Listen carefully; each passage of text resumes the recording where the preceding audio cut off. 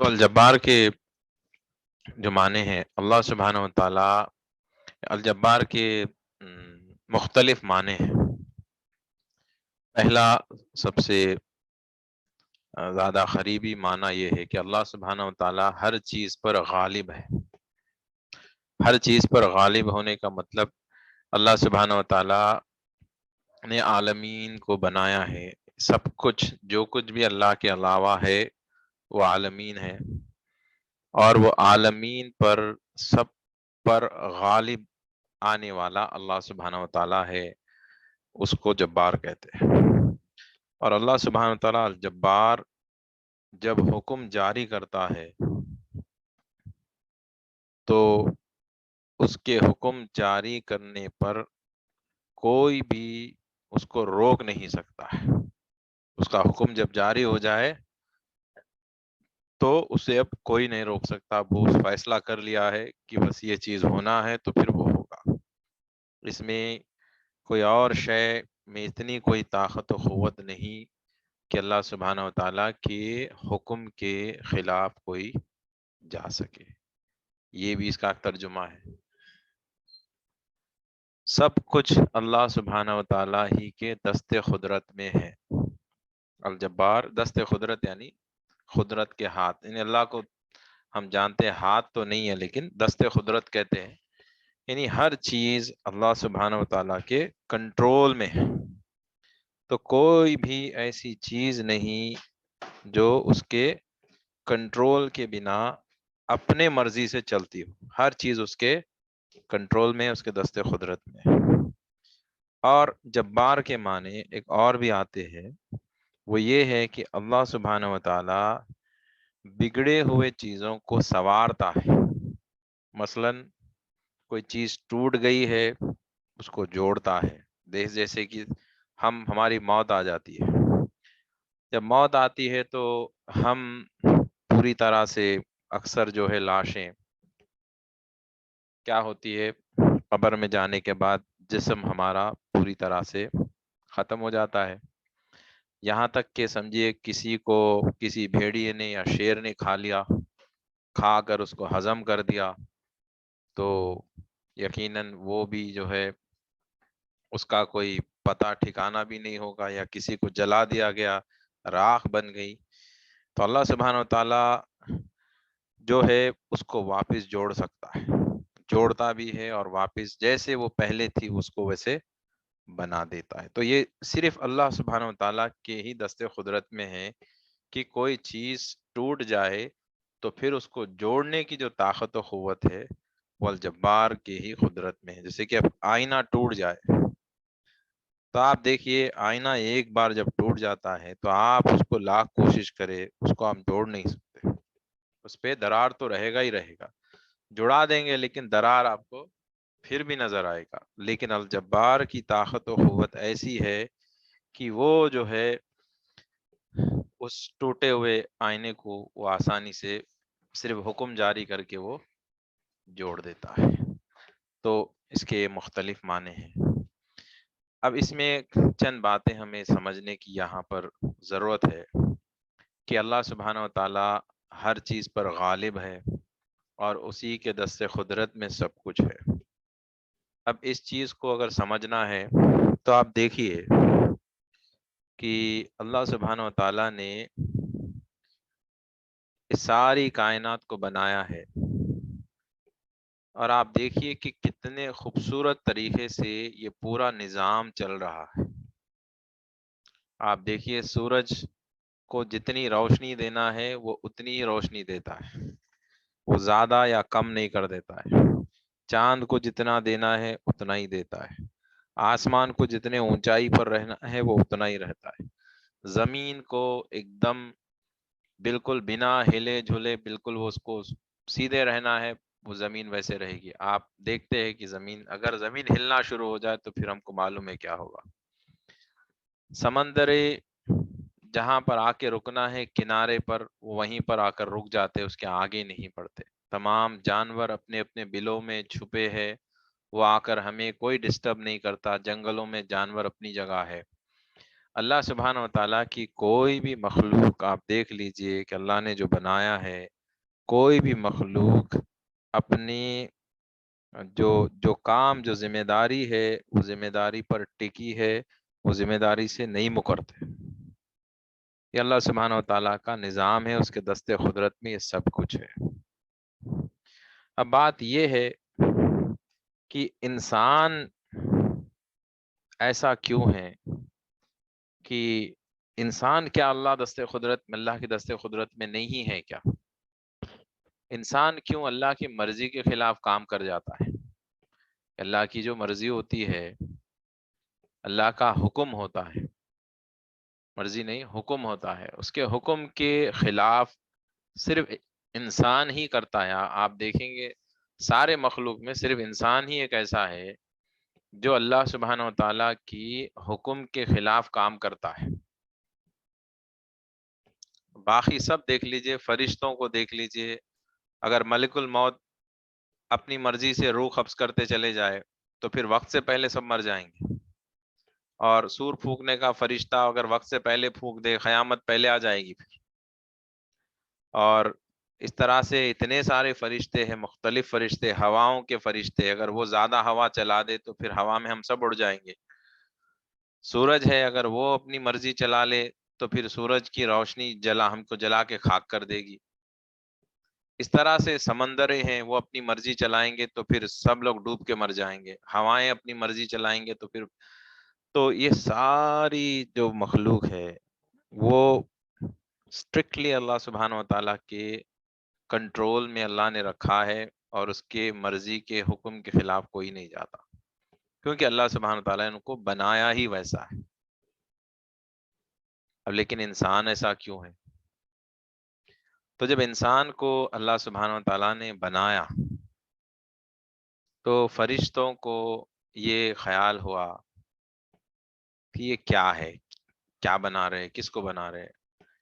تو جاننے کی ان لوگوں نے طلب کی، اللہ سبحانہ و تعالیٰ سے معروضہ پیش کیا کہ رب العالمین یہ کیا چیز ہے؟ اللہ سبحانہ و تعالیٰ نے فرمایا کہ انسان ہے۔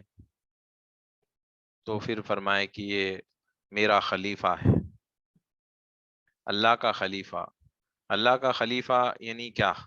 خلیفہ ہم کسے کہتے ہیں؟ خلیفہ اسے کہتے ہیں، مثلاً اگر سمجھیے کہ اب کوئی اس وقت کوئی سیٹ پر بیٹھا ہے تو نیکسٹ اگلی سیٹ اگر ان کا جو مینیج کرے گا، بالکل جو بادشاہ کی طرح جو ہوگا، اس کو خلیفہ کہتے ہیں، یعنی اس کے صفات اس کے اندر پائے جانے چاہیے۔ اب اللہ کا خلیفہ یعنی انسان، تو یہ تو بہت بڑی بات ہے کہ اللہ کے صفات اس کے اندر ہوں گے، تو اللہ اپنا خلیفہ کہہ رہا ہے، یعنی زیادہ صفات اس کے اندر پائے جائیں گے۔ فرشتوں کے اندر بھی اللہ سبحانہ تعالیٰ کی صفات ہوتے ہیں، یعنی یہ محدود ہوتے ہیں، ہمارے اندر بھی محدود صفات ہے، جیسے کہ قدوس، اللہ قدوس ہے، پاک ہے۔ فرشتے بھی پاک ہوتے ہیں، لیکن فرشتوں کی پاکی یقیناً اور اللہ کی پاکی، اس میں کوئی ہم کمپیئر نہیں کر سکتے۔ فرشتوں کی محدود ہے، عطائی ہے، اللہ کی غیر عطائی ہے، اس کا خود کا ذاتی ہے اور وہ لامحدود ہے۔ ہمارا فانی ہے، اس کا باقی ہے، یہ ایسی بات ہے۔ تو لیکن خلیفہ کہہ رہا ہے، فرشتے اور پوچھتے اللہ تو یہ آپ کا خلیفہ ہے تو یہ کیسا رہے گا، کیوں بنا رہے ہیں؟ اللہ سبحانہ تعالیٰ فرماتا ہے کہ میں اس لیے بنا رہا ہوں کہ یہ میری عبادت کرے گا۔ تو اور فرشتے اور ان کو خیال ہوتا ہے تو عبادت تو ہم بھی کرتے ہیں، تو پھر اور پوچھتے کہ اللہ اور کیا ہے اس کے صفات، ایسی کیا بات ہے اس میں، اس کو بنانے کی ضرورت کیا پڑ رہی اس کی، یعنی میں اپنے لفظوں میں کہہ رہا ہوں کہ اس کو کیوں بنا رہے ہیں۔ ایک معروضہ، ایک بہت ہی ادب احترام کے جو ہے دائرے میں یہ سوال ہوتا ہے اللہ سے۔ تو اللہ سبحانہ تعالیٰ اور مزید فرماتے کہ یہ دنیا میں جائے گا اور عبادت کرے گا اور میری نافرمانی بھی کرے گا، یہ دہشت گردی کرے گا، گناہ کرے گا، غلطیاں کرے گا، خطائیں کرے گا، قتل و غارت کرے گا، ظلم ستم کرے گا، یہ سب کرے گا۔ فرشتے اب تو حیران ہو جاتے ہیں کہ یہ کیا بات ہے کہ اللہ خود کہہ رہا ہے کہ یہ ایسا ہوگا کہ یہ جائے گا قتل و غارت ظلم ستم. فرشتوں کے لیے یہ بالکل ایسی چیز ہے کہ وہ بالکل ان کے ذہن میں بھی یہ بات نہیں آتی، کیونکہ ان سے دور، یہ پاک ہے، وہ ہر چیز سے پاک ہے، وہ لوگ معصوم ہے، وہ ان کو اللہ کی نافرمانی کیا ہوتی ہے اس کے بارے میں پتہ ہی نہیں ہوتا ہے، بالکل معصوم. اب چھوٹے بچے کو آپ بولیں گے شراب ہے، اس کو کیا پتا ہے شراب کیا چیز ہے؟ اس کو پتہ ہی نہیں ہوتا کہ شراب بھی کوئی چیز ہے. تو فرشتے بھی ایسے حیران ہو جاتے ہیں کہ یہ کیا چیز، ظلم کریں گے، قتل کر دیں گے کسی کو، ستم کریں گے، پھر اللہ کہہ رہا ہے کہ یہ میرا خلیفہ ہے اور عبادت یہ کرے گا، یہ کیا ماجرا ہے؟ اور فرشتے مزید پوچھتے کہ اللہ یہ پھر آپ یہ اس کو بنا تو رہے ہیں، یہ پھر یہ جائے گا اتنے ظلم ستم کرے گا، آپ کی نافرمانی کرے گا، تو پھر اس کو بنانے کا مطلب کیا ہے؟ اس کے اندر ایسے صفات ہے کہ وہ غلطیاں کرے گا، گناہ کرے گا، اس کے اندر ان بلٹ ہے وہ صفت. بندے کی صفت کیا ہے؟ بندے کی پہچان، اگر آپ پہچاننا چاہ رہے ہو کہ یہ بندہ ہے یا یہ فرشتہ ہے، اس کی پہچان غلطی سے ہوتی ہے کہ فرشتہ اور بندہ دونوں بھی عبادت کرتے ہیں، دونوں بھی عبادت کرتے، ذکر کرتے، شکر کرتے، دونوں برابر ہے اس معاملے میں. لیکن ایک معاملے میں آ کے فرشتے میں ہمیں فرق یہ ہو جاتا ہے کہ ہم غلطیاں کر دیتے، فرشتہ غلطی نہیں کرتا. تو جو غلطی کر دیا سمجھ جانا کہ یہ انسان ہے. ایسا ہو ہی نہیں سکتا کہ انسان ہو اور غلطی نہ کرے، یہ پاسبل ہی نہیں ہے، کیونکہ یہ بائی ڈیفالٹ ہمارے اندر یہ نیچر، ہمارا نیچر اللہ نے بنایا ایسا ہے. صرف انبیاء ہے جو غلطی نہیں کریں گے، وہ معصوم، اللہ نے ان کو معصوم بنایا کہ ان سے غلطی نہیں ہوتی، یعنی ان سے کوئی گناہ، اللہ کی نافرمانی ان سے نہیں ہوتی. ہم بائی ڈیفالٹ نیچرلی پیدا ہوئے ایسے کہ آپ لاکھ کوشش کر لو، آپ اپنے بچے کو دنیا کے سب سے بڑے مدرسے میں تعلیم دے دو، لے کے جا کے اس کو بچپن سے ہی عالم مفتی جو جو ٹریننگ دینا ہے دو، اس کے بعد بھی وہ غلطی کرے گا ہی. ایسا چانس ہی نہیں ہے آپ کو کہ آپ کہیں گے کہ مجھ سے گناہ ہوگا ہی نہیں، کوئی نہیں ملے گا، صرف انبیاء ہوں گے جن سے گناہ نہیں ہوتا. اب فرشتے حیران کہ یہ صفت آپ دے کے پیدا کر رہے، اس کی ضرورت، ان کو ایک خیال آ رہا ہے کہ اس کی کیا ضرورت ہے کہ یہ گناہ جو ہے کرے گا، ہم تو گناہ کرتے نہیں، ہم تو عبادت میں ہی رہتے. تو یہ تو آپ اور ہم سوچیں گے تو یہی ذہن میں آئے گی بات کہ اس کی ضرورت کیا ہے، یہ گناہ کرے گا، اس کو خلیفہ بول رہے، اور ہم گناہ نہیں کرتے، ہم تو پاک ہے، تو ہم ان کی خدمت میں رہیں گے. اب ایسی بات ہے، وہ اتنے پاک ہے وہ فرشتے، لیکن وہ ہمارے خادم ہیں اب، اور ہم ان کے اشرف المخلوق ہے. تو اللہ سبحانہ تعالیٰ کا جواب سنیے کہ کیا فرماتا ہے کہ فرشتوں، تمہاری نظر ان کی غلطیوں پر ہے، لیکن یہ بھی تو دیکھو کہ جب میرے بندے توبہ کرتے ہیں اور میرے بارگاہ میں آنسو بہاتے ہیں، روتے ہیں، ان کے رونے کو بھی تو دیکھو آپ لوگ، کہ جب ان کو تکلیف ہوتی ہے اپنے گناہ پر، اپنی غلطیوں پر، اور جو زار و قطار روتے ہیں، گڑ گڑاتے ہیں میرے بارگاہ میں، وہ صفت کو بھی تو دیکھو آپ لوگ، وہ بھی تو میں دے رہا ہوں ان کو. وہ چیز فرشتوں میں نہیں پائی جائے گی. ان کو رونا کیوں آئے گا ایسے؟ ہماری طرح نہیں روتے وہ، کیونکہ وہ گناہ ہی نہیں کرتے، تو ان کو رونا کیوں آئے گا؟ کس بات پہ روئیں گے وہ؟ تو اللہ سبحانہ تعالیٰ فرماتا ہے مجھے ان کا رونا بہت پسند ہے،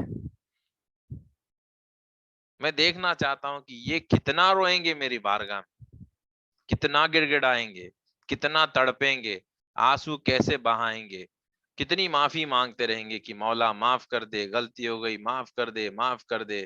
جتنا وہ معاف کرتا رہے گا مجھے اتنا ہی وہ بندہ پسندیدہ ہوتا چلا جائے گا.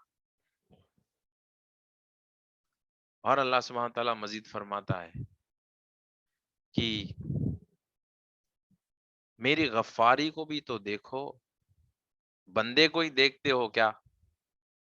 میرے معاف کرنے کو کب سمجھو گے؟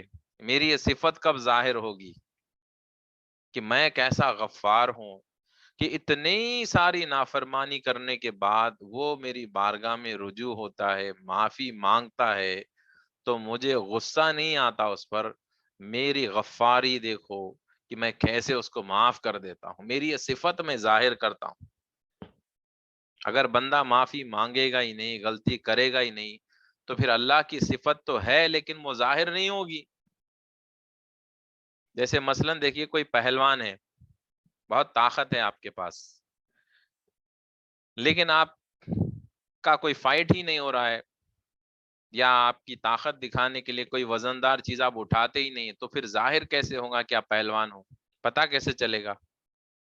یا سمجھیے کہ آپ بہت اچھے قرآن کے قاری ہو، تو آپ کی تلاوت کوئی سنتا ہی نہیں، تو پھر یہ ظاہر کیسے ہوگا کہ آپ اچھے قاری ہو؟ سننے والا بھی تو ہونا چاہیے۔ تو آپ کسی کو سنائیں گے تو پھر وہ تعریف کرے گا کہ کیا اچھا آپ نے خیرت کیا ہے، ماشاء اللہ کہے گا، تو پھر وہ حقیقت میں آپ کا ظہور ہوا، آپ کی خیرت کا ظہور ہوا اور آپ کی خیرت کی تعریف ہوئی۔ ورنہ آپ خود ہی اکیلے پڑھتے جا رہے تو کوئی سنتا ہی نہیں، تو پھر کوئی تعریف ہی نہیں کرے گا۔ اسی طرح کوئی غلطی کرے گا ہی نہیں تو توبہ بھی نہیں کرے گا، پھر تو کوئی توبہ کرے گا نہیں تو پھر اللہ معاف کسے کرے گا؟ تو اللہ کی جو صفات ہے، غفار، غفور، عفو ہے، تواب ہے، یہ 4 صفات ہے، وہ فرماتا ہے کہ یہ میرے صفات کو بھی تو دیکھو کہ میں کیسے ان کو معاف کرتا ہوں۔ یعنی اللہ کی صفت وہاں پہ ظاہر ہوگی اور لوگوں کو پتا چلے گا کہ اللہ کی ذات کتنی بڑی ذات ہے، کہ وہ کیسے کیسوں کو معاف کر دیتا ہے۔ جیسے کہ مثلا یہ موسیٰ علیہ السلام کے دور کا واقعہ ہے، غالباً پہلے میں بتایا تھا لیکن کافی نئے لوگ بھی جوائن کر رہے، تو ایک بار میں سنا دیتا ہوں، ایمان تازہ ہوگا۔ انگلش کے سیشن میں شاید میں سنایا بھی تھا یہ۔ تو موسیٰ علیہ السلام کے دور میں موسیٰ علیہ السلام کوہ طور پہ جاتے، اللہ سبحانہ تعالیٰ سے سوال کرتے کہ مولا میں جاننا چاہتا ہوں اس وقت پورے سرزمین پر آپ کی نظر میں سب سے برا انسان کون ہے؟ تو اللہ سبحانہ وتعالیٰ فرماتے کہ موسیٰ اگر آپ دیکھنا چاہتے ہو تو آپ جائے فجر کے بعد، صبح یعنی صبح صادق کے وقت آپ بیٹھ جائے چوراہے پر، جس پر آپ کی نظر پڑے گی وہی شخص ہوگا جس سے میں سب سے زیادہ ناراض ہوں اس وقت، میری نظروں میں سب سے برا آدمی ہے وہ۔ تو موسیٰ علیہ السلام حکم کی اتباع کرتے ہوئے آپ جاتے، چوراہے پہ بیٹھ جاتے، اور کیا دیکھتے کہ ایک شخص وہاں سے اپنے بچے کو لے کے اپنے سر پہ، کاندھے پر جو ہے وہ بٹھا کر اس کو لے کے جا رہا ہے، کاندھے پر بٹھا کر۔ دیکھتے ذہن میں آتا ہے کہ اللہ یہ آدمی اللہ کی نظروں میں بہت برا ہے اس وقت۔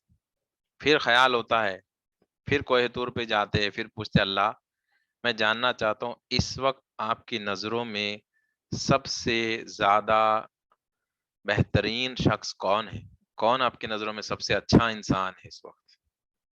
تو اللہ سبحانہ تعالیٰ فرماتے کہ ٹھیک ہے، آپ شام میں جائیے، سورج ڈوبنے کے بعد آپ بیٹھیے وہیں پر، جو نظر پہلا جو شخص آئے گا جس پہ نظر پڑے گی وہی ہوگا جس سے میں سب سے زیادہ خوش ہوگا۔ تو وہیں پر وہ بیٹھ جاتے ہیں، اور وہ شخص جو ہے کیا دیکھتے ہیں کہ وہی شخص نظر آتا ہے پھر سے۔ موسیٰ علیہ السلام حیران ہوتے کہ اللہ یہ شخص تو صبح میں فجر کے وقت یعنی صبح صادق کے وقت سب سے برا آدمی اللہ کی نظروں میں تھا، یہ شام میں سب سے اچھا کیسے ہو گیا؟ آخر اس نے کیا کر دیا ایک دن میں؟ فوراً اللہ سبحانہ تعالیٰ سے پھر بارگاہ میں رجوع ہوتے، طلب کرتے ہیں، پوچھتے ہیں مولا اب تو بتا کیا ماجرا ہے؟ تو اللہ سبحانہ وتعالیٰ فرماتے کہ تو سنو موسیٰ اس کے ساتھ ہوا کیا ہے۔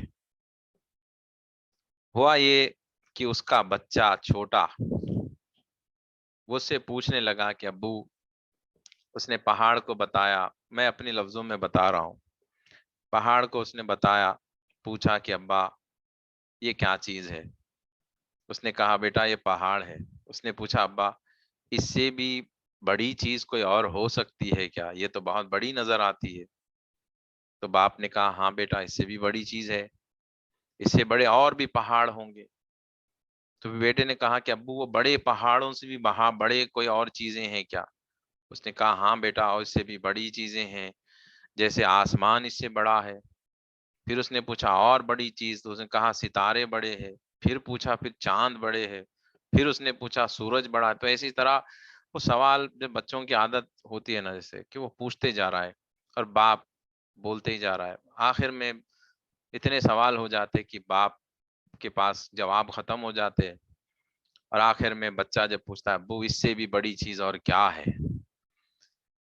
تو باپ کہتا ہے بیٹا اب میں کیا بتاؤں، اگر سب سے بڑی چیز اس وقت کوئی چیز اگر ہے تو وہ تیرے ابو کے گناہ ہیں بیٹا۔ کہ تیرے ابو نے اتنے سارے گناہ کیے ہیں، اتنے سارے گناہ کیے ہیں کہ وہ آسمانوں سے چاند، سورج، زمین، چرین پرند سب سے بڑے اگر پوری دنیا میں اگر کوئی چیز ہے تو وہ تمہارے ابو کے گناہ ہیں بیٹا، کیونکہ میں نے اتنے سارے گناہ اپنی زندگی میں کیے ہیں۔ یہ کہتا ہے وہ شخص۔ تو بچہ اس سے پوچھتا ہے کہ ابو آپ کے گناہوں سے بھی کوئی بڑی چیز ہے کیا؟ تو باپ جواب دیتا ہاں بیٹا اس سے بھی بڑی چیز ہے۔ کیا ہے ابو؟ وہ کہتا ہے بیٹا رب العالمین کی رحمت اس چیز سے بڑی ہے بیٹا، وہ ہر چیز سے بڑی ہے، اس کی کوئی حد نہیں، کہ جب وہ معاف کرنے کے لیے آتا ہے بیٹا تو مجھ جیسے گنہگاروں کو بھی معاف کر دیتا ہے۔ اس کی رحمت اتنی بڑی ہے بیٹا، اس سے بڑی چیز اب کوئی نہیں، وہ لامحدود ہے بیٹا، اس کی رحمت لامحدود ہے۔ تو اللہ سبحانہ و تعالیٰ یہ فرماتے ہیں موسیٰ علیہ السلام، موسیٰ میں نے جب اس کے زبان سے یہ کلمات سنے کہ وہ مجھے یہ اس کا ایمان یہ ہے کہ میرا اس کو معاف کرنا، میری غفاری لامحدود ہے، میری رحمت لامحدود ہے، اس کا اتنا یقین ہے مجھ پر، اتنا ایمان مجھ پر ہے موسیٰ، اس کے اس ایک کلمے سے وہ میرے نظروں میں سب سے برا آدمی تھا، وہ ایک کلمے نے اس کو میرے اتنے قریب کر دیا کہ اب وہ میری نظروں میں سب سے زیادہ عزیز بن گیا، سب سے زیادہ عزیز بن گیا۔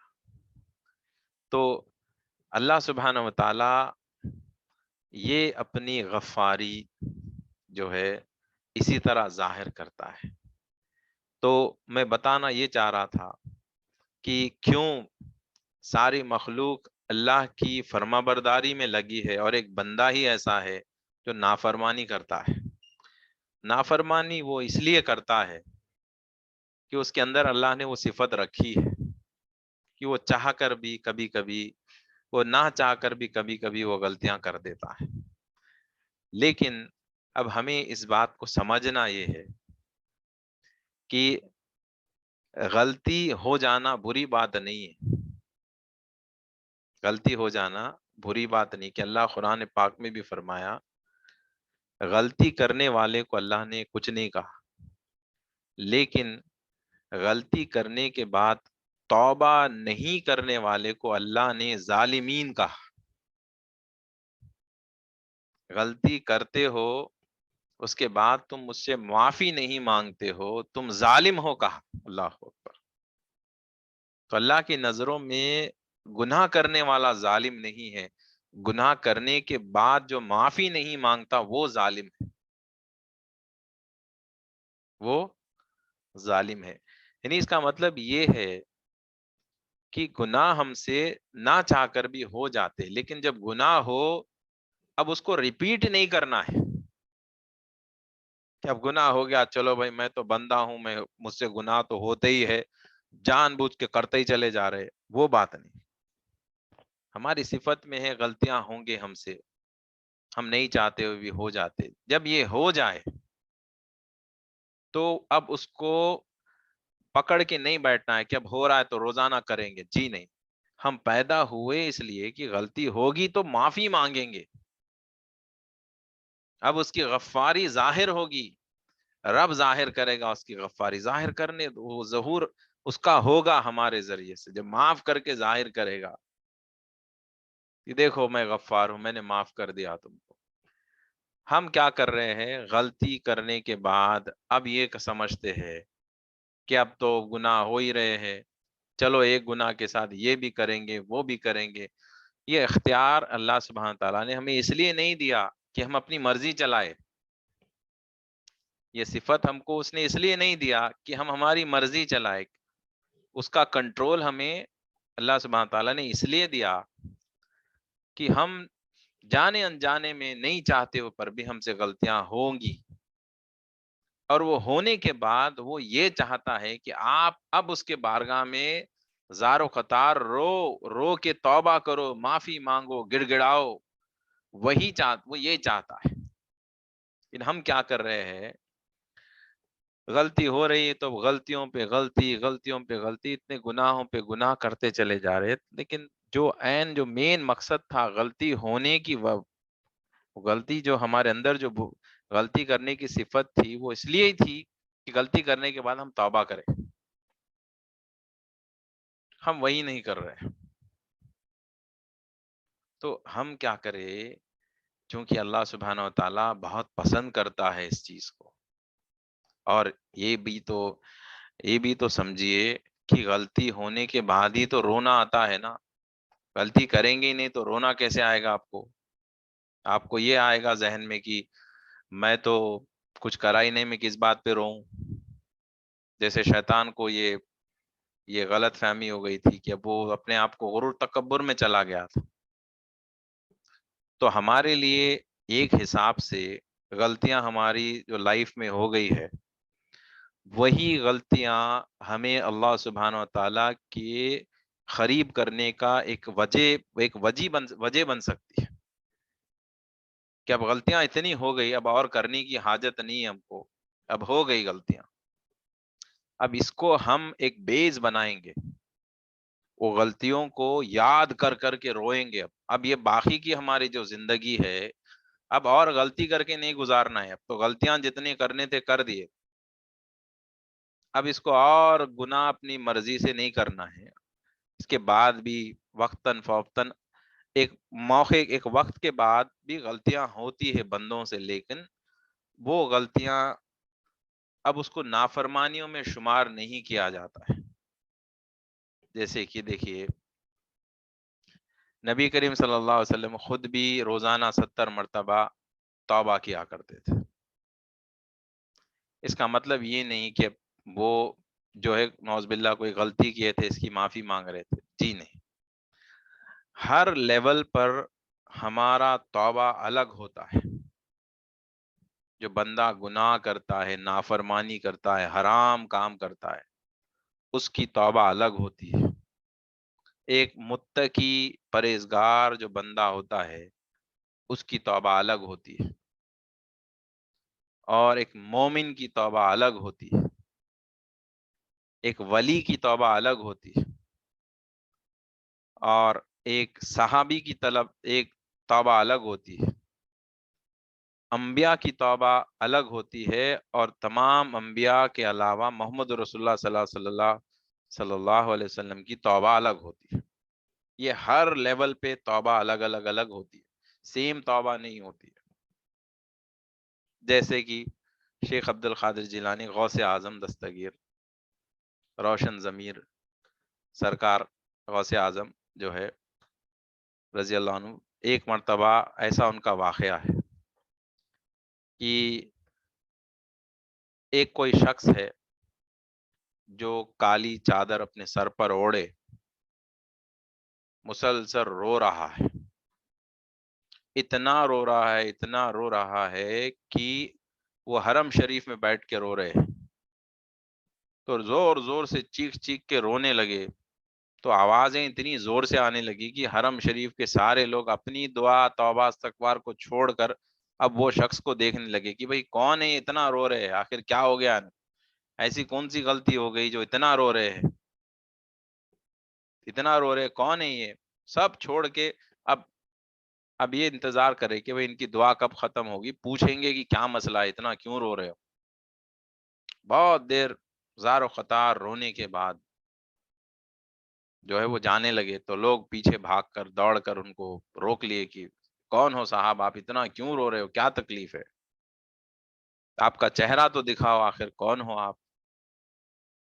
تو جیسے ہی وہ شخص جو ہے اپنے چہرے سے اپنی کالی چادر اٹھاتے ہیں تو کیا دیکھتے ہیں کہ وہ غوث اعظم دستگیر ہے۔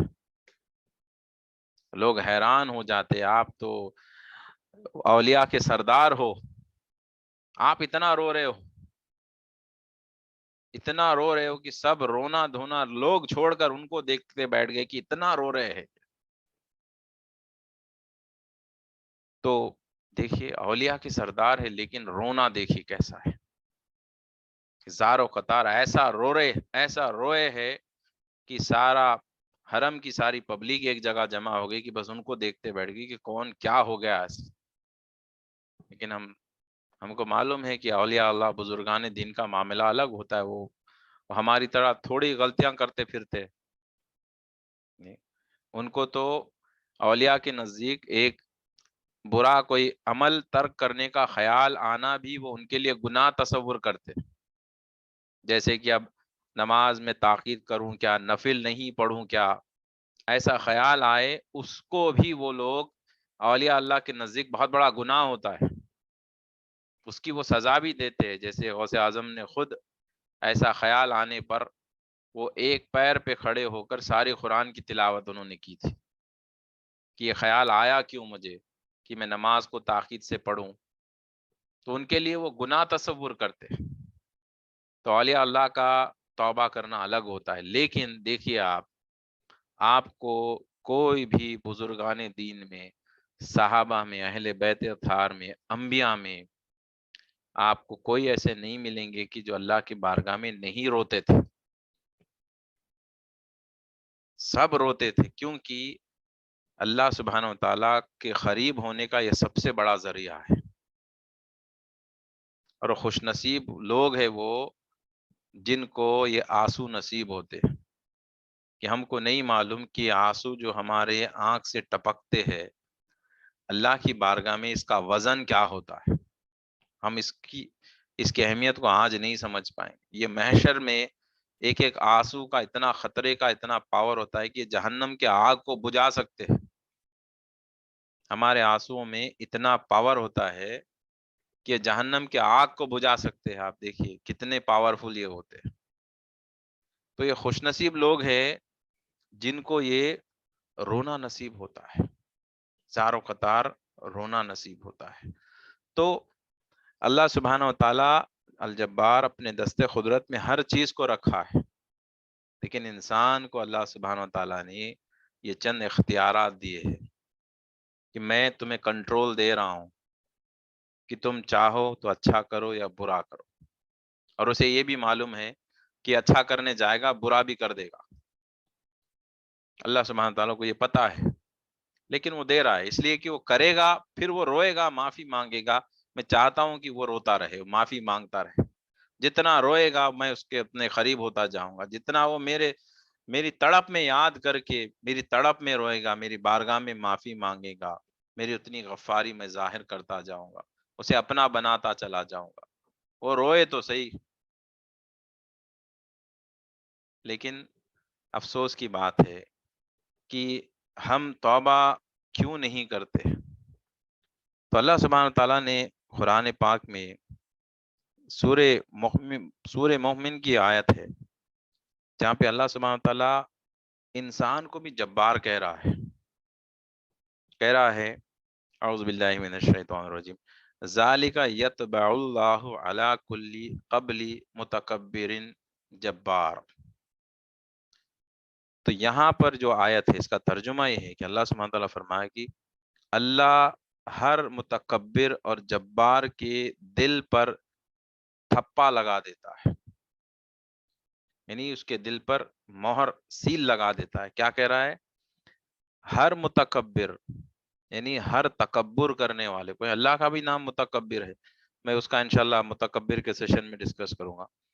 ہر متکبر اور جبار کو، ہر متکبر اور جبار کے دل پر اللہ سبحانہ و تعالی مہر لگا دے گا۔ اب یہ کون ہے جبار؟ ہر جبار کے دل پہ مہر لگا رہا ہے. کون ہے وہ ہر جبار؟ یعنی انسان کو کہہ رہا ہے کہ انسان بھی جو ہے اپنے آپ کو جبار سمجھتا ہے. اللہ خود کہہ رہا ہے. لیکن جبار کون ہے؟ صرف اللہ ہے. ابھی انسان جبار کیسے بن جاتا ہے؟ اور پھر اللہ اس شخص کے ساتھ کیا معاملہ کرتا ہے؟ تو جبار کون ہے؟ تو جبار وہ ہے کہ جو اپنی مرضی چلاتا ہے، وہ جبار ہے. اللہ ہو. گھر کا معاملہ ہے، اب کوئی سوچ بول رہا ہے کہ میری مرضی چلے گی، یہاں پر کسی کی نہیں چلے گی، میری چلے گی. جو یہ کہے گا وہ جبار ہے. اور اللہ کی نظروں میں وہ جب انسان اللہ اللہ جبار ہونا چاہیے، کہ اللہ کی مرضی چلے گی صرف. انسان جبار نہیں بننا چاہیے. لیکن انسان جب اپنا حکم لوگوں پر جاری کرتا ہے، وہ جبار بنتا ہے. تو اللہ کہتا ہے کہ جو انسان جبار بنے گا، اللہ کہتا ہے کہ اب وہ اس کے دلوں پر مہر لگا دیتا ہے. جس کے دل پہ مہر لگ جاتا ہے تو کیا ہوتا ہے؟ جس کے دل پہ مہر لگ جاتا ہے، اب اس کو ہدایت کے دروازے بند ہو جاتے ہیں. جب ہدایت کے دروازے بند ہوں گے تو کیا ہوتا ہے؟ آ, اس کو کیسے پہچانے؟ اس کی پہچان کیا ہے؟ ہدایت کے دروازے جب بند ہو جاتے ہیں تو اس کی پہچان یہ ہے کہ اس شخص کو اللہ سبحانہ و تعالیٰ کی طرف سے کوئی دعوت نہیں آئے گی. کوئی اس کو سمجھائے گا نہیں کہ بھائی نماز پڑھو، عبادت کرو، ذکر کرو، توبہ کرو. کوئی نہیں بولے گا اس کو. اگر کوئی بول بھی دے گا تو اس کے پلے نہیں پڑے گا، اس کو سمجھ میں نہیں آئے گا. کیونکہ اس کے دل پہ جیسے کہ دروازہ آپ نے باہر سے بند کر لیا ہے، ایسے سیل کر لیا ہے کہ باہر سے آواز آپ کے اندر نہیں آ رہی ہے. تو آپ کے باہر ٹھہر کے میں اب اسماء الحسنی کا لیکچر دے رہا ہوں تو آپ کو کہاں سنائی دے گا؟ آپ نے بند کر لیا ہے. آپ کے کان، آپ دونوں کانوں میں انگلی ڈال لیا آپ نے، یا آپ نے اپنا سپیکر ہی نکال دیا کانوں سے. اب آپ کو آواز ہی نہیں آ رہی، تو پھر میرے سیشن کا آپ کو کیا اثر ہوگا؟ کچھ اثر نہیں ہوگا. تو اللہ سبحانہ و تعالیٰ خود ان کے دلوں پر ایسے سیل لگا دے گا کہ کوئی بھی بات ان کو بولی جائے گی وہ دل کو لگے گی ہی نہیں، کیونکہ بند ہے، دل لاک ہے. اور اندر جو گندگی بھری ہے اب وہ چلتی رہے گی. لذت اس سے ملتے رہے گی. یعنی اس کو اللہ سبحانہ و تعالیٰ کی نافرمانی میں ہی لذت ملے گی. اب دنیا کا مال، حرص، اس کے خواہشات، اس کے پیچھے ہی وہ لگا رہے گا. اب ایسے ہی اس کی موت آ جائے گی. اللہ ایسے لوگوں سے ہمیں دور رکھے، اور اللہ سبحانہ تعالیٰ ہم سب کی حفاظت فرمائے کہ ہم ایسی کوئی حرکت نہ کریں. تو یہ بات اچھی طرح سے ذہن میں بٹھا لے کہ کبھی بھی ہم ہماری مرضی چلانے کی کوشش نہیں کرنا. ہاں یہ بات اور ہے کہ ہم گھر کے بڑے ہیں، گھر کا رولز قاعدہ قانون ہمیں دیکھنا ہوتا ہے. تو جو ہم گھر میں حکم جاری کرتے اپنی بیوی بچوں پر، جو شوہر ہے گھر کا، وہ یہ نیت کرے کہ یہ گھر تاکہ اللہ کی راہ میں ہو، صراط المستقیم پہ ہو، سیدھے راستے پہ ہو. جو اللہ الجبار کا حکم ہے میں اپنے ذریعے سے ان تک پہنچا رہا ہوں، یہ میرا حکم نہیں، اللہ کا حکم ہے. یہ نیت سے ہی اپنے حکم کو، اللہ کے حکم کو لوگوں تک پہنچائے. ہمارا حکم نہیں، اللہ کا ہے. بس میری مرضی نہیں، اللہ کی مرضی چلے گی. جو کہے گا میری مرضی، پھر وہ جبار میں شمار ہوگا، وہ متکبر میں شمار ہوگا. تکبر کرنے والا وہ الگ ٹاپک ہے، انشاءاللہ وہاں بھی نہیں جاؤں گا میں. تو یہ جو حکم جاری کرنے کی جو کوشش لوگ کرتے ہیں، ٹھیک ہے، اس کو بھی جبار کہتے. اللہ ان کے دلوں کو مہر لگانے کی بات کر رہا ہے. دوسری بات، عیسیٰ علیہ السلام کے دور میں بھی وہ دعا کیا کرتے تھے کہ اللہ تو مجھے اپنی ماں کی فرما برداری میں رکھ، اور مجھے اس کا مفہوم بتا رہا ہوں، اور مجھے جبار ہونے سے بچا لے. اب دیکھیے ان کی یہ دعا ہے عیسیٰ علیہ السلام کی، جہاں پر وہ کہہ رہے ہیں کہ مولا مجھے میری ماں کی فرما برداری میں رکھ، اور مجھے جبار ہونے سے بچا لینی۔ ان کی نافرمانی کو عیسیٰ علیہ السلام نے جبار کہا، ماں کی نافرمانی کرنے والے کو عیسیٰ علیہ السلام نے جبار کہا۔ تو اب آج کے نوجوان نسل کو میں میسج دینا چاہتا ہوں کہ جو اپنی ماں کو جو ہے اپنی ماں کی نافرمانی کرتا ہے، بالخصوص وہ حکم دیتی ہے، اس کے حکم پر حاضر ہو جانا ہم پر لازم ہے، فرض ہے۔ ماں کا حکم ہم پہ فرض ہے، اس کا جائز حکم۔ یہاں تک کہ نبی کریم صلی اللہ علیہ وسلم نے فرمایا کہ میری ماں زندہ ہوتی، میں نماز کے لیے کھڑا ہوتا تو میری ماں اگر آواز دیتی تو میں نماز توڑ کے چلا جاتا، اگر زندہ ہوتی۔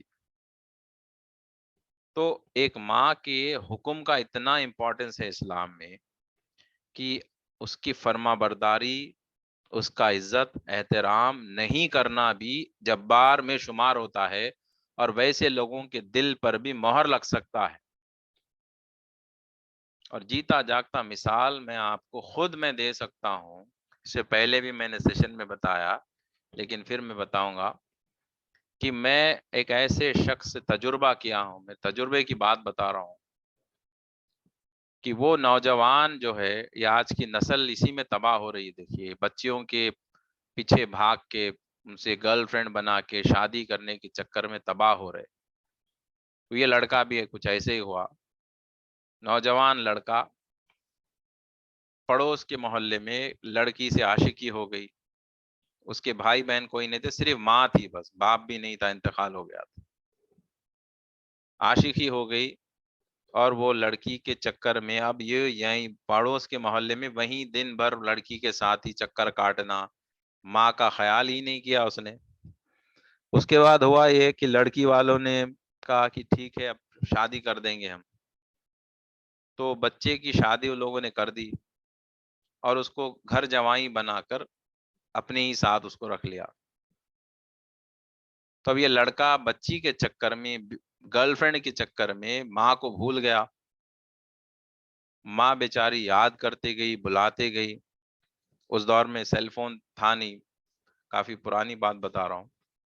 تو ماں لوگوں کو بول بول کے بھیج رہی تھی کہ میرا بچہ پڑوس کے محلے میں ہے، وہ لڑکی کے ساتھ گھومتا پھرتا، اس کو کوئی بولو، ایک بار مل لو، مجھے بہت یاد آ رہی ہے، میرا تو اس کے سوا کوئی ہے بھی نہیں، ایک بار اس کا چہرہ تو دکھا دو، میں صرف دیکھنا چاہ رہی ہوں، ملنا چاہ رہی ہوں۔ لیکن وہ آیا نہیں، شادی ہو گئی، بیوی کے ساتھ گھر جوائی بن کر رہ گیا، بعد میں بیچاری ماں بیمار ہو گئی۔ اب یہ پریکٹیکل ریئل بات بتا رہا ہوں، کوئی کہانی نہیں، میں نے اپنے آنکھوں سے دیکھا ہے۔ ماں بیمار ہو گئی، پھر ماں نے بول بھیجا کہ دیکھو، بولو کہ امی بیمار ہے، آ جاؤ، ایک بار مل کے جاؤ، صرف رہنے کے لیے نہیں بول رہی تھی، مل کے جانے کے لیے۔ وہ جاہل اولاد جو ہے، پھر وہ یہی کہا کہ میرے ماں نے میرے لیے کچھ نہیں کیا، بس اس کے زبان پہ یہی جملے کہ ماں نے میرے لیے کچھ نہیں کیا، لہٰذا میں کیوں جاؤں، میں کیوں جاؤں۔ تو جو ہے نہیں گیا وہ، بعد میں اتنی زیادہ بیمار ہو گئی کہ مرض بستر پہ آ گئی، مرنے کا ٹائم قریب آ گیا، تو لوگ آ کے کہے کہ دیکھو ماں سیریس ہے، اب موت آنے والی ہے، اب یاد کر رہی ہے، آخری سانسیں گن رہی ہے، بیٹا بیٹا کہہ رہی ہے، ایک بار تو چہرہ دیکھ لو، دکھا دو اپنا چہرہ۔ اس نے وہی جملے کہے کہ میرے ماں نے میرے لیے کچھ نہیں کیا، میں کیوں جاؤں، بیوی کے ساتھ رہا، ماں کا انتقال ہو گیا۔ انتقال ہونے کے بعد لوگوں نے آ کر کہا دیکھو ماں کا انتقال ہو گیا، اب تو آ جاؤ، جنازے کی نماز پڑھ لو، کاندھا دے دو۔ تو اس نے جواب دیا، اب جب زندہ تھی تب ہی نہیں آیا، موت کے بعد کیا آؤں میں، کیا کروں لاش کو دیکھ کر، زندہ ہی نہیں دیکھا، اب لاش کو دیکھ کے کیا کہوں۔ اس کے یہ جملے تھے، وہ گیا نہیں، لیکن یقیناً اللہ سبحانہ و تعالیٰ تو بڑا کریم ہے، وہ بڑھیا جو انتقال کر گئی، یقیناً مومن بھائی تھے، ان لوگوں نے ان کا جنازہ پڑھا اور ان کو دفنا دیا خیر کے ساتھ، وہ تو چلے گئی۔ لیکن دیکھیے ہوا کیا، ٹھیک 15 दिन या 1 महीने के बाद। अब ये शख्स नौजवान हट्टा कट्टा था बिल्कुल, उसके 2 बच्चे कुछ है। अचानक उसको ऐसे पैरालिसिस का अटैक हुआ कि उसके हाथ पैर ये सब अचानक जो है पूरी तरह से ऐसे पैरालाइज्ड हो गया कि वो हॉस्पिटल में एडमिट हो गया। जब हॉस्पिटल में एडमिट हुआ, डॉक्टर्स ने कि इसको अटैक हुआ है, तो उसका चेहरा पूरी तरह से झुलस गया, उसकी आंखें ऊपर चली गई, जबान बाहर निकल गया, अब पैरों पे चल नहीं पाता और हाथ भी उसके दोनों काम नहीं करते। अब वो पिछले तकरीबन ये 10 या 15 साल पुरानी बात कह रहा हूं मैं कि पिछले 15 साल से वो व्हील चेयर पर है बस। देखिए आप, माँ बाप की नाफरमानी इतनी भी नहीं करना है कि अल्लाह सुब्हानहू तआला उसका कहर दुनिया में ही नाजिल कर दे। अब अल्लाह बेहतर जानता है उसके साथ क्या मामला हुआ और क्या होगा। मैं अपना तजुर्बा बयान कर रहा हूँ, अल्लाह आलम, मैंने अपने आंखों से देखा। तो ये नौजवान नस्ल से मेरी ये गुजारिश है, जो भी शादीशुदा है उनसे भी, कि बीवी के चक्कर में या गर्लफ्रेंड के चक्कर में अपनी माँ की नाफरमानी ना करे। उनको भी जब्बार में शुमार किया गया है और अल्लाह सुब्हानहू तआला जब्बार जो इंसान बनता है उसके दिलों पर मोहर लगा देता है, जिसका नतीजा ये निकलता है कि उनको हिदायत के दरवाजे बंद हो जाते हैं। अब जिसको अल्लाह सुब्हानहू तआला हिदायत के दरवाजे बंद करे, आप बताएं कि उसको उससे बड़ा नुकसान और क्या हो सकता है। उसकी दुनिया और आखिरत दोनों तबाह हो जाती है। लिहाजा हम ऐसी कोई गलती ना करें जिससे हम ऐसे कैटेगरी में फिट हो जो अल्लाह कहता है कि वो जब्बार है। माँ बाप की नाफरमानी एक ऐसे कैटेगरी में फिट होती है। माँ का हुक्म, बाप का हुक्म सर आंखों पर कहे, जो वो कहे आप अदब एहतराम से सुन ले। यकीनन कोई हराम काम करने के लिए तो नहीं कहेंगे ना, वो तो शराब पीने के लिए थोड़ी कहेंगे आपको। हाँ, अक्सर ऐसा होता है, बुजुर्ग लोगों की आदत होती है गुस्से में आना। हमारी गलती नहीं होने पर भी वो गुस्से में आते हैं, बर्दाश्त कर लीजिए, क्या फर्क पड़ता है। ये मैं का जो कुत्ता होता है उसको निकाल के फेंकिए अंदर से। माँ गाली दे, कुछ बोले तो बर्दाश्त कर ले, क्या फर्क पड़ता है। मैं तो हूं ही नहीं, ला कह के अपने आप को खत्म कर दे। तो माँ की गाली से आपको क्या फर्क, कुछ नहीं फर्क पड़ना चाहिए। अपने बीवी को भी समझा दीजिए कि माँ बोलेगी तो समझिए कि भाई ये बड़ी बुजुर्ग है, अपने लिए तो यही सब कुछ है, इसकी कदमों में जन्नत है अपने लिए, ये बोलेगी तो बर्दाश्त कर लो। अब बीवी की बातों में आकर बीवी ने भड़का दिया, ये जाके माँ से लड़ रहा है कि आपने ऐसा क्यों कहा, आपने वैसा क्यों कहा। ये गलती हरगिज ना करे। बीवी को समझा ले कि देखो ये ज़ईफ है, बूढ़ी हो गई, अब उनको कहने दो, हम सुन लेंगे बस। उनकी गालियों को भी मोहब्बत से सुनेंगे बस। गालियों को भी मोहब्बत से सुनेंगे, उनके मारने पीटने को भी मोहब्बत से जूते खा लेंगे। ये अल्लाह को पसंद आएगी अदा। जहाँ पे आप माँ बाप की नाफरमानी करने पे आएंगे तो फिर अल्लाह का कहर नाजिल हो सकता है। तो ये चीज़ अच्छी तरह से जहन में बिठा ले, माँ बाप का अदब व एहतराम करना हम पर लाजिम है। और कोई भी मामले में अगर आप हुक्म जारी कर रहे हो, हमेशा बिस्मिल्लाहिर्रहमानिर्रहीम कहिए। अब ये नीयत ये करिए, ये मेरा नहीं अल्लाह का हुक्म है, मेरी मर्जी नहीं, अल्लाह की हुक्म। अब आप पैरवी करो या ना करो, नहीं करोगे तो फिर अल्लाह ही देखेगा, मैं कुछ नहीं करूंगा। मेरा हुक्म, मेरा मकसद था हुक्म जारी करना, मैंने कर दिया। अल्लाह का हुक्म पहुंचाना था, मैंने पहुंचा दिया। अब आप नहीं करोगे तो फिर ये अल्लाह की मर्जी, अल्लाह जाने आप जाने, मैं कुछ नहीं करूंगा, मेरा तो काम था पहुंचा देना बस। अब ऐसा नहीं करना कि मैंने हुक्म दिया तुम क्यों नहीं सुने, मेरी बात क्यों नहीं सुने, फिर यहाँ पर मैं आ गया। अब अल्लाह का मैसेज आपने दे दिया, अल्लाह की बात नहीं सुनेंगे तो उसके और बीच अल्लाह के बीच की बात है। अब अल्लाह जो करना है करेगा, आप और मजीद उसमें परेशान ना हो। अक्सर ऐसा होता है, खास करके जो मैरिड है, शौहर है, बीवियां नहीं सुनती बात। बीवी नहीं सुनी तो शौहर को गुस्सा आता है, मेरी बात क्यों नहीं सुने। यही तो गलत है।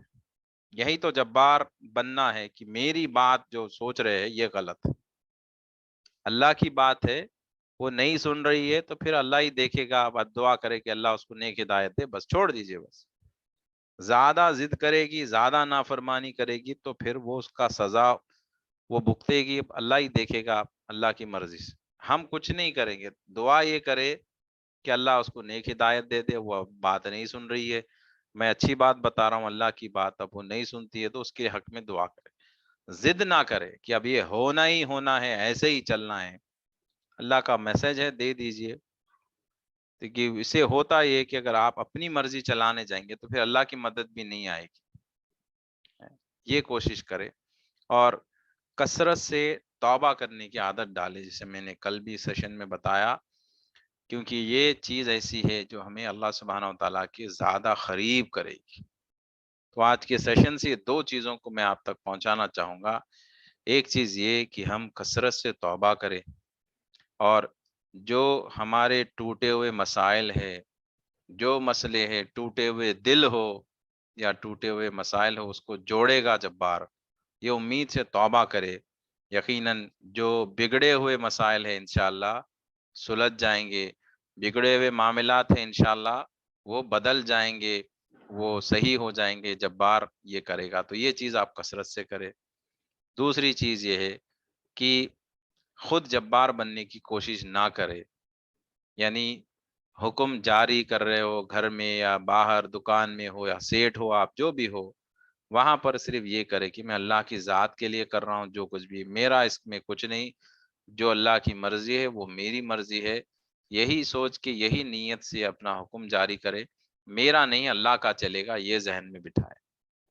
تیسری چیز، ماں باپ کی فرما برداری، یعنی ماں باپ کا حکم سراخوں پر کہے، ہرگز ہرگز ماں سے اونچی آواز میں بات نہ کرے، جو حکم دے گی فوراً حکم کی پیروی کرے، اور جو اس کو پسند ہے، جو اس سے وہ خوش ہوتی ہے، وہ عمل آپ کر کے اس کو بتائے۔ جتنا ماں کو باپ کو خوش رکھیں گے اتنا ہی آپ کو قرب الہی انشاءاللہ حاصل ہوگی۔ میں یہاں پہ بات ختم کرتا ہوں، انشاءاللہ پھر جو ہے یہ چند چیزیں ہیں، یہ چارٹ میں پہلے پلے کرتا تھا، یہ ذہن میں اچھی طرح بٹھا لے، یہ اعمال آپ کو روزانہ کرنا ہے۔ 99 نیمز اللہ سبحانہ تعالیٰ کے 5 مرتبہ آپ پڑھیے، یاد کرنے کا طریقہ آپ اس کو کیسے یاد کریں گے؟ 5 ٹائمز کم سے کم ڈیلی پڑھیے اس کو، انشاءاللہ فجر میں 1 مرتبہ، ظہر میں، عصر میں، ہر نماز کے بعد یا کوئی ایسا 5 بار پڑھ لیجئے، الرحمن سے الصبور تک، انشاءاللہ خود ہی یاد ہو جائیں گے آپ۔ اور 5 ناموں کے ساتھ پھر آپ اس کے ٹرانسلیشن، ایک 4-5 نام کے ٹرانسلیشن کو یاد کریے۔ اور یہ یاد کرنے کا صحیح طریقہ یہ ہے کہ آپ یہ 5 ناموں کا ترجمہ، میسج آپ ایسا کریے، خود ہی ٹائپ کریے، جیسے الرحمن یہ معنی یہ ہے مرسیفل ہے، ٹائپ کر کے لوگوں کو بھیجیے یا سمجھائیے، اس سے آپ کو یاد رہے گا، نہیں تو بھول جائیں گے آپ۔ تیسری چیز، قرآن کی تلاوت 10 منٹ یا 15 منٹ ہی صحیح ترجمے کے ساتھ کریے، یا تو سنیے نہیں تو کم سے کم۔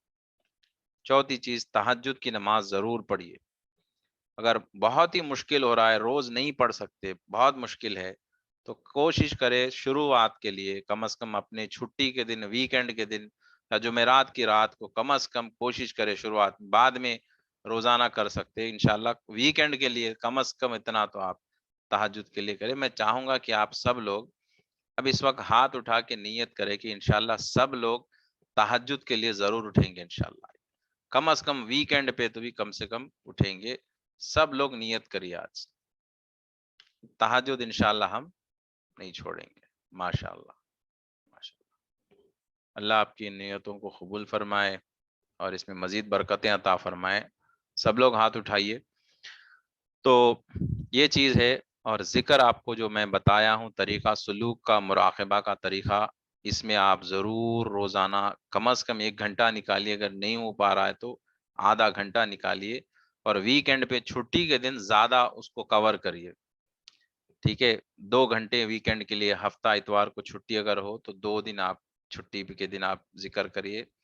2 رکعت نفل نماز صلاۃ التوبہ کی ضرور پڑھیے آپ لوگ، اس میں نیت کرے 2 رکعت ہی پڑھے، لیکن صلاۃ الشکرانہ، صلاۃ التوبہ اور صلاۃ الحاجت، یہ تین چیزوں کی نیت کر کے نماز پڑھے۔ صلاۃ التوبہ توبہ کی نیت ہے، شکرانہ یہ کہ اللہ نے اتنا سب کچھ دیا، ایمان دیا، سب کچھ دیا، اس کا شکر ادا کرے۔ حاجت یہ کہ اللہ اس کی معرفت کا علم ہمیں دے، اس کی معرفت ہمیں دے دے، یہ حاجت کی نیت سے 2 رکعت نماز آپ پڑھے۔ یا تو ویسے تو ہر نماز کے بعد پڑھے تو بہتر ہے 2 2 رکعت کر کے، اگر ایسا نہیں ہو تو صرف دن میں 2 رکعت تو کم از کم یہ ضرور پڑھے۔ اور ہر نماز کے بعد کم از کم دن میں 5 مرتبہ ہر نماز کے بعد دل سے آنکھ بند کر کے سلوک میں جا کر توبہ ضرور کرے، سلوک میں توجہ کے ساتھ توبہ ضرور کرے۔ اور جو لوگ بیعت ہوئے ہیں ان کے لیے میں توبہ کا طریقہ بتایا ہوں، اس طریقے سے وہ توبہ کرے۔ اور روزانہ 1 مرتبہ سونے سے پہلے اپنا خود کا جو ہے آپ سیلف انٹروسپیکشن کریے کہ جو ہے میں نے محاسبہ جسے کہتے ہیں، میں نے آج کے دن میں کیا کیا غلطیاں کی، کیا میں نے جھوٹ بولا، کیا میں غصے میں آ گیا، میں نے کوئی ایسی غلطی کر دی ہے کیا، یہ محاسبہ اپنا روزانہ کرے۔ اور کر کے اگر غلطیاں خطائیں کچھ ہوئی ہے تو اس کو ارادہ کرے، نیت کرے کہ انشاءاللہ کل میں ایسی غلطی نہیں کروں گا، اس کے بارے میں ریکٹیفائی کرنے کی پوری نیت کرے، توبہ کر کے سو جائے۔ اور اپنے گھر والوں کے لیے، بیوی بچوں کے لیے، والدین کے لیے، رشتہ داروں کے لیے اللہ کی معرفت کے لیے دعا کرے کہ اللہ وہ صراط المستقیم پہ آ جائے اور اس کا معرفت کا علم عطا ہو، توبہ استغفار کی انہیں توفیق ہو۔ یہ نیت، یہ دعا اپنے والدین کے لیے، فیملی ممبرز کے لیے، رشتہ داروں کو اور ساری امت کے لیے دعا کرے۔ اور یہ کورس کے لیے آپ محنت کرے کہ زیادہ سے زیادہ لوگوں کو دعوت دے، یہ بھی آپ کی محنت جستجو دیکھی جائے گی کہ اللہ دیکھے گا کہ کیا خود ہی تعلیم حاصل کرتے تھے یا دوسروں کو یہ تعلیم میں داخلہ دلانے کی بھی محنت کرتے تھے یا نہیں۔ یہاں پر بھی شیطان دھوکہ دے گا کہ آپ کہے گی کہ مجھے تو علم مل رہا ہے، میں کیا کروں دوسروں تک، خالی میسج بھیج دوں گا میں، اب بس یہ میرا کام ہو گیا۔ ایسا مت کریے، کال کریے، ان کو سمجھائیے، دیکھیے اس سے بہت فائدہ ہوگا، دعوت دیجیے، ایک محنت۔ جیسے ہم کوئی چیز دنیا کی مل رہی ہے تو ہم ایسے تھوڑی ہے کہ میں کام کر دیا، اب مجھے پیسے آئے یا نہ آئے، ایسا تھوڑی کرتے، ہم کسٹمر کے پیچھے لگتے کہ پیمنٹ کرو، ٹائم پہ کرو، محنت کرتے اس کے پیچھے۔ یہ بھی ایک محنت ہے، آپ ضرور اس پہ محنت کریے۔ اور یہ چیزیں ہیں جو آپ کو ہرگز نہیں کرنا ہے، یہ ذہن میں رکھیے۔ والدین کے ساتھ نافرمانی ہرگز نہیں، بات چیت میں جھوٹ، غیبت، ان چیزوں سے 100% پرہیز کرنا ہے۔ ٹی وی، فلمیں، گانے، میوزک، یہ چیزیں پوری طرح ختم کر دیجیے۔ اب ہمارے گھروں میں یہ چیزوں کی آوازیں نہیں آئے گی انشاءاللہ۔ ہمارے گھروں سے آئے گی تو ذکر کی آوازیں آئیں گی، نعت پاک کی آوازیں آئیں گی، لیکن یہ شیطانی چیزوں کی آوازیں ہمارے گھر سے ہرگز انشاءاللہ نہیں آئے گی۔ بند کر دیجیے۔ سیل فون کا استعمال کر رہے ہیں، فیس بک، یہ وہ سب چیزیں اگر آپ اسلام کا کام کر سکتے تو استعمال کریے، نہیں تو اس کو انسٹال کر دیجیے۔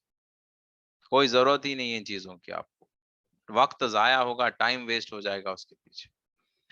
مردوں سے یہ گزارش کہ غیر محرم سے کوئی بات ہی نہ کرے، کوشش کریے آفس کا معاملہ ہو، ضروری ہو تو ہی بات کرے، ورنہ یا پڑھائی کا معاملہ ہو، کوئی ایسا معاملہ ہے جہاں پہ ضروری ہے تو بات کرے، لیکن ہرگز بے وجہ بات چیت ہرگز نہیں کرے۔